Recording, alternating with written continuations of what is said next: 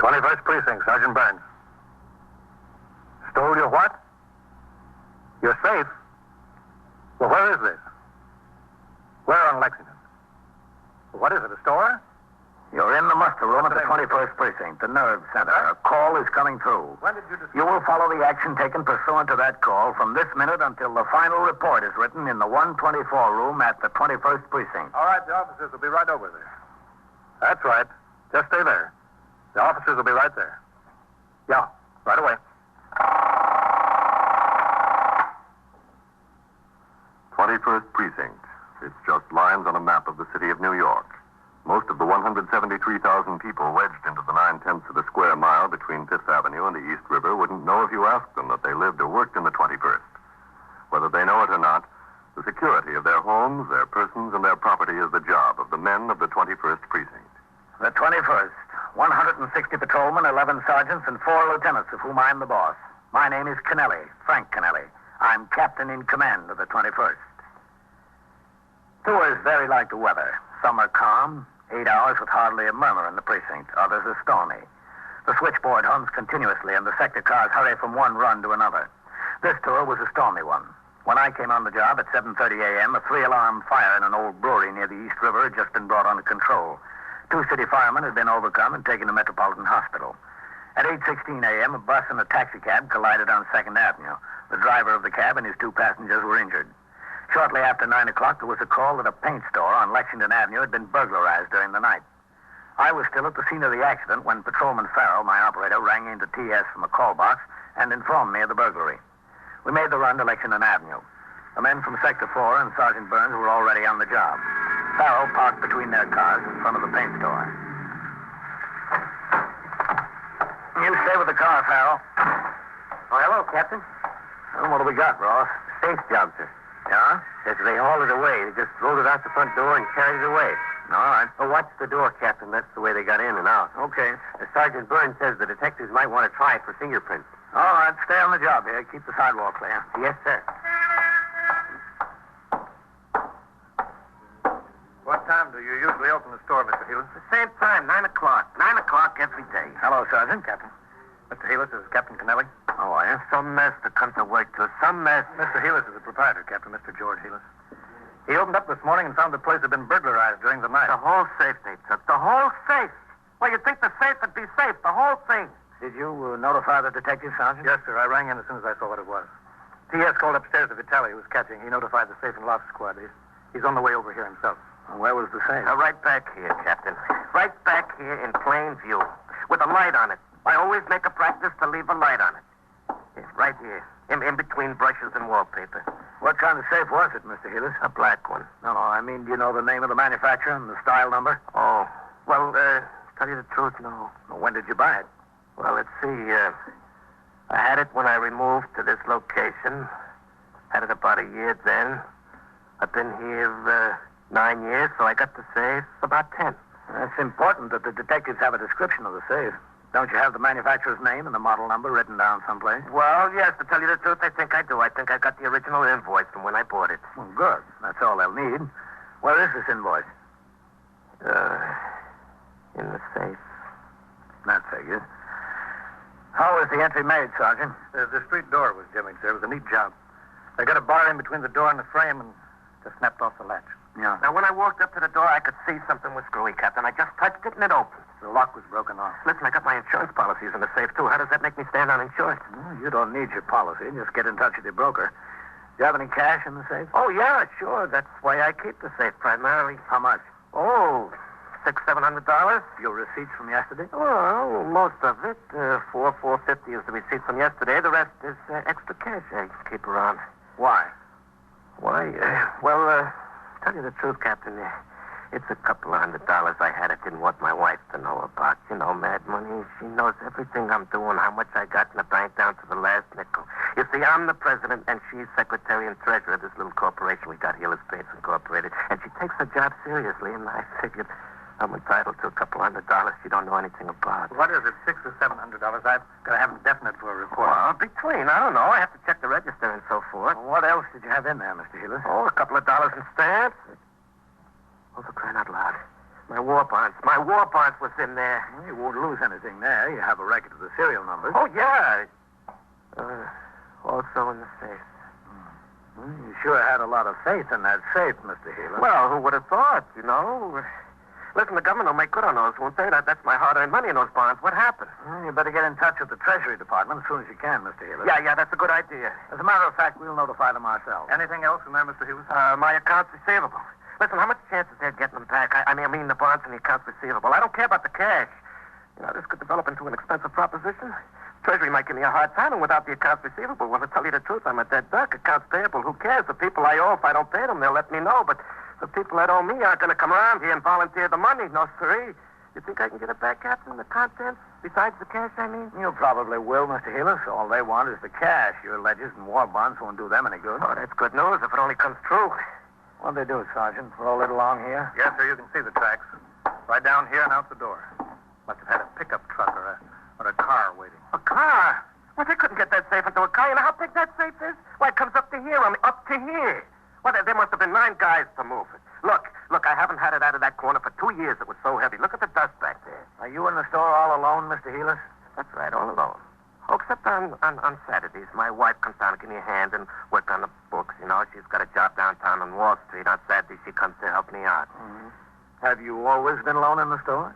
Well, yeah, for the last 3 or 4 years. I used to have help, but it got more than the traffic could bear. I couldn't keep them. I always had their problems, plus my own. I figured it didn't pay. 12 guys there must have been to roll that safe out of here. Believe me, it was this big, and heavy.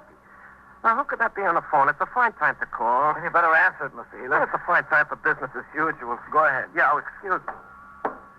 Some deal, huh, Captain? It is some deal. I had to jimmy the door. They had to roll the safe out here across the sidewalk and onto the truck. Why was the patrolman on post? Beats me, Captain. Hello, Hillis Street. What time do you think they broke in, Sergeant? They closed the store at 6 o'clock. Didn't open up until 9 this morning. It could have been any time in between. All right. Sergeant, send forthwith to the men who are on post here for the night tour and for the late tour. I want them both in my office by noon. Yes, sir. I want to know why they didn't see this burglary in progress, or at least discover that the door was jimmy. Hey, listen, Captain, that telephone's for you. For me? Yeah, I answered it, and somebody says, who's the cop in charge there? It was some dame. And I said, there's a captain here, and she said, let me talk to the captain. All right, where is it? Yeah, back there on the counter, right next to the cash register. Okay. You don't need all those men here, Sergeant. Get some of them back on patrol. Yes, sir. All right, Captain Kennelly. Are you in charge of the cops there? Who is this? Well, that's not important now, Captain. And if you want to talk to me, it's important. Well, look, if you really want to know who it is, I'm the guy that got the safe from there. Is that so? Yeah, that's so. I want to make you a little proposition. Well, I don't know whether I want to talk about a proposition with you. Well, whatever we talk about, let's make it fast. I don't want to give you a chance to find out where I'm calling from. All right, I'll make it fast. What do you want? I want the combination. You don't want much, do you? Look, we've been trying to get into that thing all night. We've been trying to rip it. We've been using a torch on it. All we want's the dough, that's all. Well, that's very nice of you. The deal is you give it the combination. I know he's got a lot of other stuff in there he wants besides the money, but that's all I want, the money. Well, what's your proposition? Give it the combination, we'll leave the stuff where it can be picked up without getting hurt. We'll leave the whole safe. And if you don't get it? If we don't get it, the safe winds up the bottom of the river, and Helis never sees anything else he's got in there. That's fair, isn't it? How fair can you get? All right, just hold the phone a minute. No, I don't Talk hold it the over with phone. I'll call you back. Captain who? Captain Kennelly, 21st Precinct. I'll call you back there. Hello. Hello. What's the trouble, Captain? That was the burglar. The burglar? Did you say that was the burglar on the phone? Well, that's who he said he was. Well, what does he want? He wants the combination to the safe. Well, that's a lot of nerve. What does he think he is? He can't get it open. He said if he gets the combination, you'll recover everything else in the safe except the money. All he wants is the money.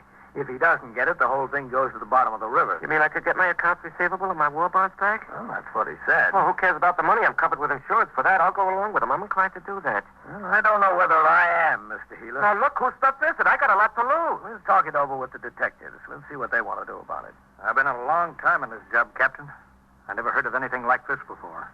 You learn something new every day, Sergeant. Every day in the year.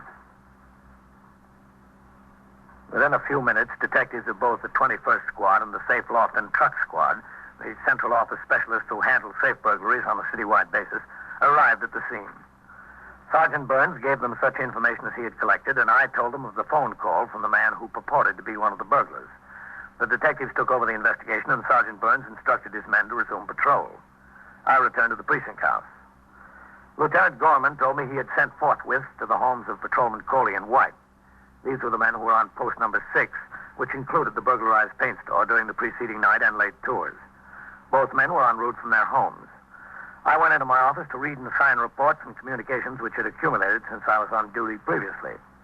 At 20 minutes after 10, I had almost finished with the paperwork when I looked up and saw Lieutenant Matt King, commander of the 21st Detective Squad, and another man standing in the door. You got a minute, Captain? Yeah, sure, Matt. Come in. How are you, Captain? Fine, man.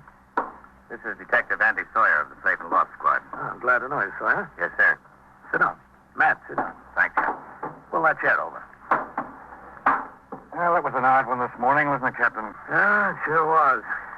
How do you figure it, Sawyer? You fellows ever heard anything like that before? No, sir, it's new to us. Guy must be a psycho trying to swing a deal like that. Well, it didn't sound much like a psycho over the phone, Matt. How have you fellows got it figured?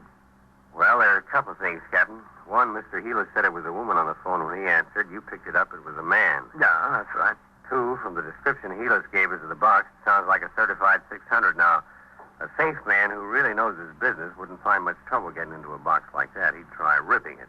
And if that didn't work, he'd use a cutting torch and get inside of it that way, especially since they carried it off and can work on it at their leisure. They aren't red-hot ironmen, that's for sure. Whoever they are, I don't think they've been long on trade. Well, how many do you think there were? Well, the box weighs 600 pounds. There must have been at least 3 of them, maybe 4. And what about the girl on the phone? I don't know, Captain. You know, I've got an idea about that. Yes, sir? Well, if this burglar was going to put the proposition to someone, who'd be the logical person? Not the cops on the job. That's right. The logical one would have been Healis. I don't think he wanted to talk to Healis. That's why he had the girl put in the call. You mean Healis might have recognized his voice? He might have. Yes, sir, that's a good possibility. But why the girl? There must have been at least 2 other men on the deal. Why the girl? Well, I don't know. Any number of reasons. Andy, do you think we ought to check out some of the people Healis knows? That's a good idea, Lieutenant. He said he used to have help in the store, but not anymore. How about his former employees? Yes, sir, there might be something there. Are you going to be around here all day?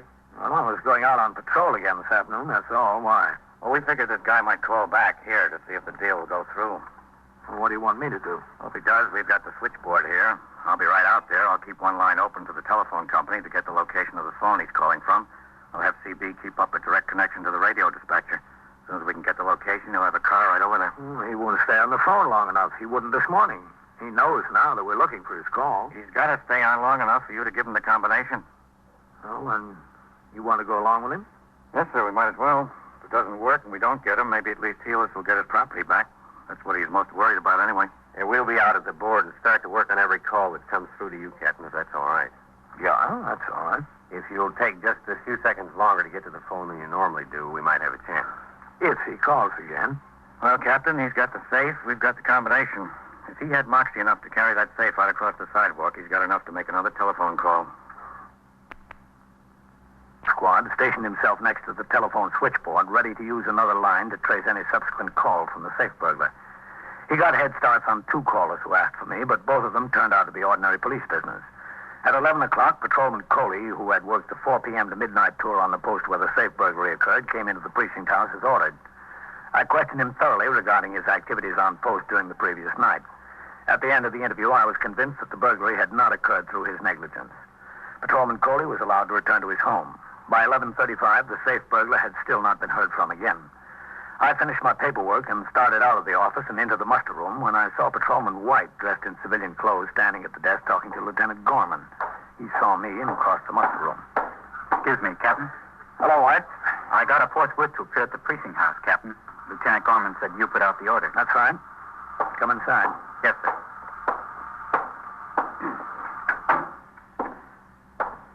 You were assigned to post number 6 from midnight to 8 a.m.? Yes, sir, that's right. Are you familiar with the paint store on Lexington Avenue run by Mr. George Healis? Yes, sir, that's on post number 6. Did you have occasion to notice anything unusual at that paint store during your tour of duty? No, sir. Did you try the front door at all during your tour? Yes, sir, I did on my first time around. You saw nothing unusual during the balance of your tour? No, sir. Did you notice any truck parked on your post? No, sir. Sometime during the night, burglars jimmied the front door, got into the store, and rolled out a 600-pound safe.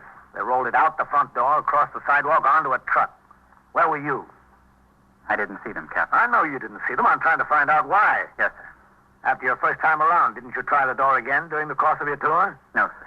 Why not? Can you explain why you didn't? Yes, sir. Well, go ahead. Explain. That's what I'm waiting for. Well, sir, a little after 1 o'clock, there was some trouble over in a bar on 3rd Avenue. What kind of trouble? 2 of the patrons got into a fight, Captain. One of them hit the other over the head with a beer bottle. This man was hurt pretty bad. I had to go to the hospital with him. Oh. What time did you get back on post? At 2:23, Captain. Well, did you start around again? Yes, sir. Did you try any front doors? I started to, Captain, but it was along about that time that the alarm hit for this fire in the old brewery on the river. Yes. Well, Sergeant Collins drove by, sir. He instructed me to leave my post and go over to York Avenue. What did you do there? The firemen had a hose line struggling across York Avenue. There was about 30 pieces of apparatus there. I was instructed to reroute traffic onto 1st and 2nd. Well, how long did you stay there? Until I was relieved, Captain. What time was that? 20 minutes after 8 o'clock this morning, Captain. I came to the station house and changed to my civilian clothes, sir. Then I went home and went to bed. And that's where I was when I got the forthwith. Okay, White. You can go on back to bed. Yes, sir. Thank you, Captain. Oh, White. Yes, sir, Captain. How long you been in the job, White? I'm 4 months out of the academy, Captain. Do you know what Rule 107 is of the rules and regulations? I think so, sir. Well, what is it? Charges will be preferred against any patrolman who shall, through neglect of duty, fail to discover, report, and take appropriate action in connection with any act or conditions on his post requiring police attention during his tour of duty. Good. Don't forget it. No, sir, I won't. Okay. Go on home. Yes, sir. Thank you, Captain. Leave the door open. Captain Kennelly. Sawyer, Captain, there's a call coming through for you. I think it's our boy. Oh, all right. If you'll hang up, sir, let it ring 3 or 4 times. All right.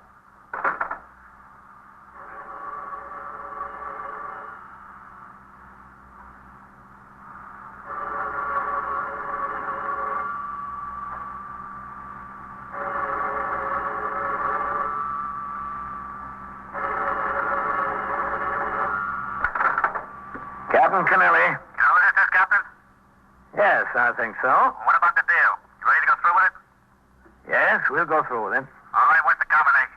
Now, wait a minute. First, I want your assurances that you're not going to throw that safe in the river. The man wants his property back. You'll get it back. Well, I just wanted to make Listen, sure. I know that what you're trying to do. You're trying to stall for time. I'm not going to stay on this line long enough for you to trace the call. Believe me, now I'm not. What's the combination? Well, just a second. Let me find it. Well, don't take more than a second. I'm telling you, don't take more than a second. All right, I'm getting it. What is it? Just a second. I'm telling you. All right, here it is. What? It's 2 full turns to the right. 2 full turns to the right. Write that down, honey. Stop at 71. Stop at 71. Back left past 71 and stop at 6. Back left past 71 and stop at 6. 6. Then what? Look, you're going to keep your promise, aren't you? I'll keep my promise if you keep yours. What's the rest of the combination? I haven't got all day here. I know what you're trying to do. Well, then right to 98. Is that it? Yes, that's it. Bye. I think we've got a chance, Captain. Well, I couldn't keep him on the phone any longer, Sawyer. He knew what we were up to. We made it, Captain. Good. That girl was with him again. Apparently she was standing alongside of him, taking down the combination as he repeated it back. It was from a pay station. Ah, that figures. Drugstore on Astoria Boulevard. A car from the 114th Precinct's on the way. Well, that's fine. Maybe they'll make it. I'll call the squad out there and ask him to take a look, too. Okay. I'll do it from the board. Oh, excuse me, Lieutenant. That's all right. Go ahead. We got the call, Lieutenant. Did you talk to him, Captain? Yeah, I gave them the combination. They traced it to a pay station and a drugstore on Astoria Boulevard. Yeah, he's probably gone by now. Yeah, a car is on the way, and Sawyer's calling out the 114th squad and have them go take a look, too. Astoria, huh? Ah, that's right. You know something, Captain? I've had Vitali and Novak over there talking to that Mr. Heelis for the better part of the morning. Yeah. We've been going on the possibility that maybe your suggestion is correct. The man didn't want to talk to Mr. Heelis on the phone because he might recognize the voice.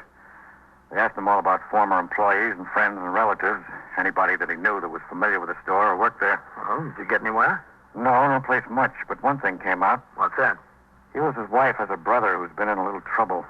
Oh, is that so? Yeah, he did one bit for grand larceny. He's been out for 2.5, 3 years. Hasn't gotten jammed up again since. Mm-hmm. Hewis said his brother-in-law used to clerk at the store on Saturdays once in a while. You know, just help him out a little bit. Yeah. Said he wasn't much account as a clerk. Didn't know varnish from enamel. Said he hasn't seen his brother-in-law in about 7 or 8 months. Doesn't think his wife has either. Well, that's nothing in itself, is it? Hewis would know his brother-in-law's voice over the telephone. Yeah. And his brother-in-law might think that Hewis is a pretty good mark. Well, it's a possibility, but you still don't have much, man. Do you know where he lives, the brother-in-law? Where? Astoria. Well, I guess you want to talk to him. Yes, sir. I guess we do. In another minute or so, Detective Sawyer came into my office and told me that he had spoken to the acting lieutenant in command of the 114th Squad. 2 detectives from there were en route to the drugstore on Astoria Boulevard to see if they could locate the caller. It was determined that Detective Sawyer, accompanied by Detective Vitale of the 21st Squad, would go to Astoria and talk to the brother-in-law of the victim, Lee Goring. The fact that the brother-in-law lived in Astoria and had a criminal record was considered more than a coincidence. After they left my office, I turned my attention to other business at the precinct. At 1 p.m., I went on patrol and returned in time to turn out the platoon for the night tour at 4. The precinct was calmer than when I came on the job in the morning. The storm had abated. After the men marched out of the door, a call came from upstairs through T.S. Lieutenant King would like to see me in the detective squad. I walked through the back room where several of the men who had just come off duty were standing around talking. I climbed the rickety stairs to the second floor and walked into the 21st Squad. I saw Detective Sawyer sitting on the edge of a desk talking to a small, blonde young woman. I walked over to him. Well, I was just doing him a favor. That's all I was doing. Hello, Sawyer. Oh, hello, Captain. How are you? After all he asked me to do was to make a telephone call for him. If a girl can't make a telephone call for a man, well, what's this world coming to? Captain, this is Eleanor Hoffel. How do you do? I'm sure. Well, I didn't have anything to do with breaking into that store. I wasn't anywhere near the place. I didn't even know what it was all about. He asked me to do him a favor, that's all, and I did. I didn't know what it was all about. He asked you to write down the combination, too, when he got it from the captain here. You knew what that was all about, didn't you? Well, not exactly. He's not the kind that tells you everything. Have you got it wrapped up, Andy? Yes, sir, pretty much. Vitaly and I went out to this house in Astoria. We found the brother-in-law out there and her. I told you, I was just visiting. That's all I was doing. I was just visiting. We took a look in the garage, and what do you think was there? The safe? Yes, sir, the safe. I didn't know it was in there. I don't look in garages. Why should I look in a garage? I was just visiting him, and he asked me to do a favor. You can't kill somebody for doing a favor. Where's the lieutenant? In his office? Yes, sir. I didn't know what it was all about. That's the honest to goodness truth. Yes. Captain Kennelly. Come in, Captain.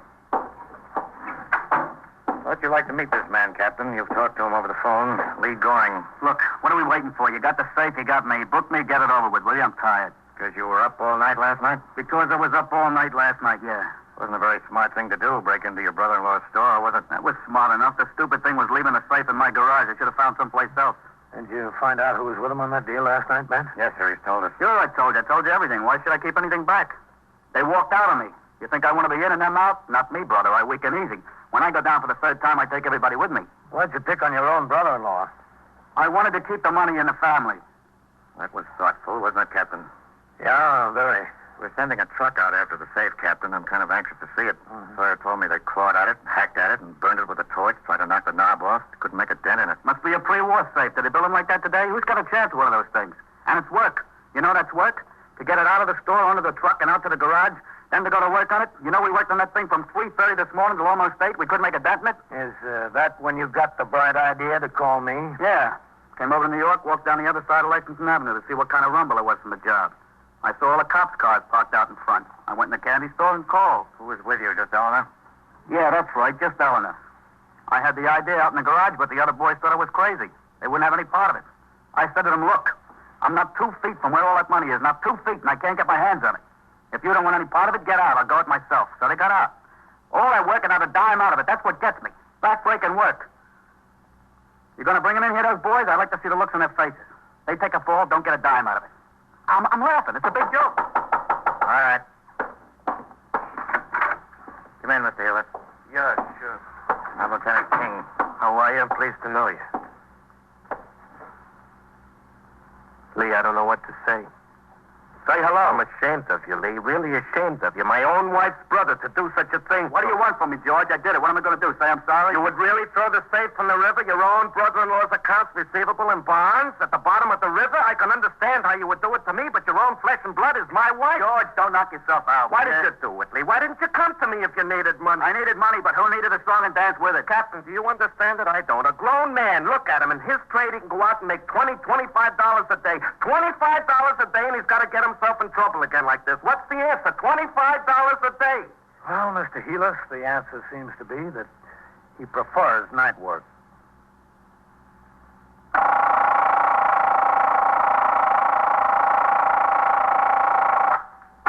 21st Precinct, Sergeant Burns.